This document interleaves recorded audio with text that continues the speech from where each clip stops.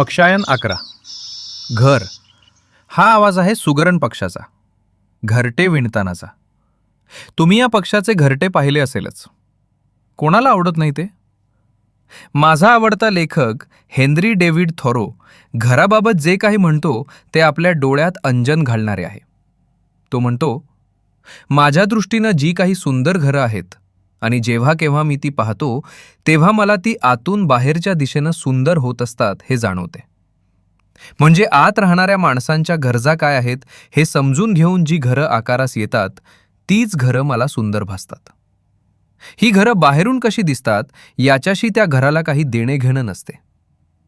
यापुढे या घरात ज्या काही सुधारणा होणार आहेत किंवा त्याच्या सौंदर्यात जी काही भर पडणार आहे त्याचा जास्त गाजावाजा करण्याची खरोखरीच गरज नाही.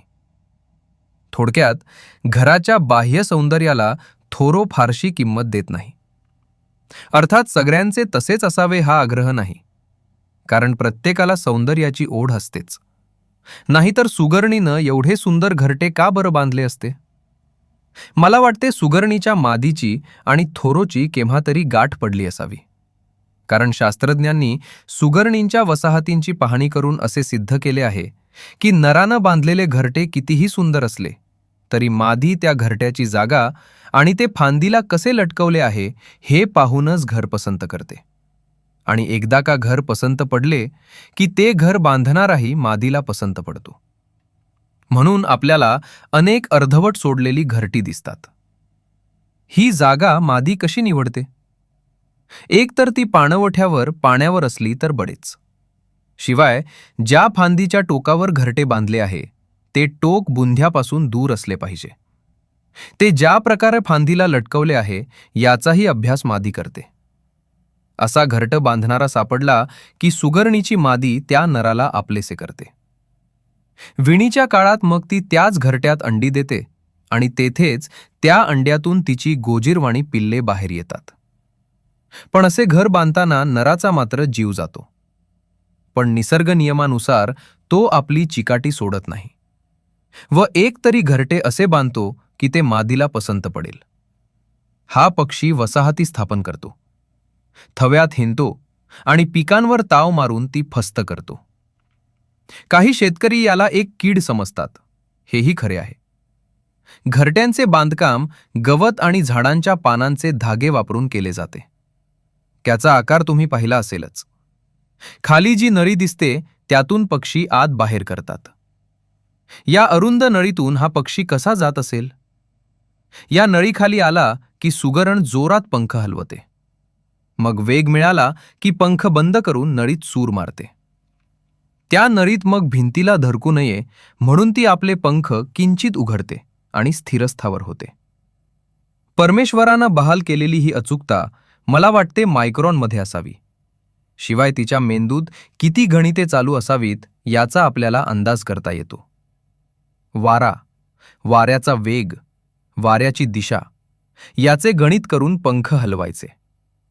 त्या नळीचे टोक तिच्या पंखाच्या हालचालींनी हलत असणार, त्याचा आणि बाहेरच्या वाऱ्याचा एकत्रित परिणाम काय होतोय याचे गणित करून आत सूर मारायचा. नंतरचे गणित याहून अवघड असेल, कारण कुठेही धक्का लागता कामा नये याची काळजी घ्यायची.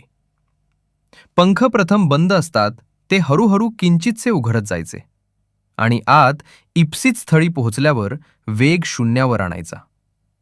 हे सगळे अनाकलनीय आहे. नर काही घरटे पूर्ण बांधत नाही. तो प्रथम फक्त गोलाकार आकार विणतो. तो गोलाकार आणि त्याची जागा मादीनं पसंत केली तरच तो पुढे प्रवेशद्वाराची नळी बांधतो. एकदा हे बांधून झाले की नर मादीला आतील कामासाठी साहित्य आणण्यास मदत करतो. साधारणतः जूनच्या आसपास या वसाहती स्थापन होतात. या महिन्यामध्ये वाऱ्याची दिशा काय असेल याची अचूक कल्पना त्या थव्यांना असते. त्याचा अंदाज घेऊन मग घरटी विणली जातात. अर्थात अपघात होतात आणि सोसाट्याचा वारा सुटला तर कधी कधी अंडी खालीही पडतात म्हणा. पण अंडी घालण्याची जागा अशी खुबीनं तयार केलेली असते की वाऱ्यानं घरटे कितीही हिंदकळले तरी अंडे खाली पडण्याची शक्यता नसते. अर्थात वर म्हटल्याप्रमाणे यालाही अपवाद असतोच. पण वाऱ्याची दिशा चित्रात दाखवल्याप्रमाणे असेल तर अंडी बाहेर पडण्याची शक्यता जवळजवळ नाहीच. काही तज्ज्ञांच्या मते जर वसाहत करताना त्या ठिकाणी पूर्वीची घरटी आढळली तर नर आणि मादी दोघे मिळून त्या घराची डागडुजी करून ते घरटं वापरतात. हे आपल्याला त्या घरट्यांच्या रंगावरून सहज करू शकते. आता हे घरटे विणण्यासाठी गवताचे धागे नर कसे तयार करतो? तो एखादे चिवट पान शोधतो, शक्यतो पामचे पान. मग त्या पानाच्या मुळापासून टोची मारत जातो. शेवटी मानेला हिसका मारून तो धागा सोलतो आणि बारीक धागा तयार करतो. घर विणताना सगळ्यात महत्त्वाची गोष्ट म्हणजे नर आणि मादी दोघेही अत्यंत आनंदाने हे काम करत असतात. एवढेच नाही तर काम करताना त्यांचे गाणेही सुरू असते, जे आपण सुरुवातीला ऐकले. असे एकत्र काम करणे किती मजेशीर आणि आनंददायक असते हे मी तुम्हाला सांगायला नको. साथीदाराचे काम करतानाचे गुणगुणणे ऐकायला कोणाला आवडत नाही? मादीने अंडी दिल्यावर नराचे काम संपते असे कदाचित तुम्हाला वाटेल, पण तो त्यानंतरही त्या नळीची लांबी वाढवण्याचे काम सुरूच ठेवतो. मला वाटते त्याला घरट्याच्या जवळपास राहायचे असते, त्यामुळे तो हे काम करीत असावा.